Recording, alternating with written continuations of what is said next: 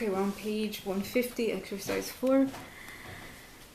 So exercises are getting a little bit more difficult now. It says here, Success Magazine SM is interviewing a famous author, Emil Carlson, EK. Complete the interview questions. Use the words in parentheses. Choose between the present perfect and simple past. So we have to choose between each one. So again, I circled and wrote some notes and pay attention to those as you're going through the exercises. How long have you been an author? Oh, for about 15 years. Remember, when we have for and we have a time, we should use the present perfect. So in this case, that's what we use. And then also, most of the time, not all the time, but most of the time, when we have how long, we use present perfect. So maybe you want to write that rule down.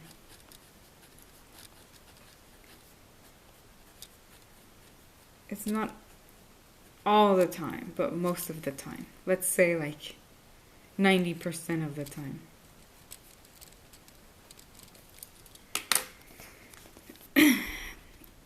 And when did you write your first book?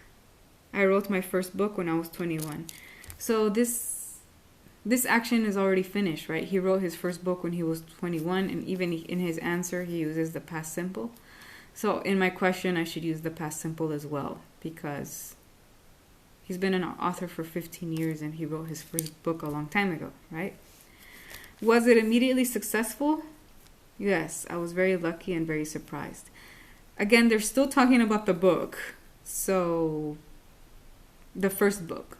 So we just have to use past simple in the question. How many copies did it sell during its first year? More than 1 million. So again, we're still talking about the first book. So make sure that you're using did, past simple. More than 1 million copies? That's a lot of copies. Now tell you about your most recent book. When did it come out? So the book came out in the past, right? So make sure you're using the past simple for the question. It came out about a year ago. And if you look at the answer too, we have ago, and then also in his answer he's using past simple.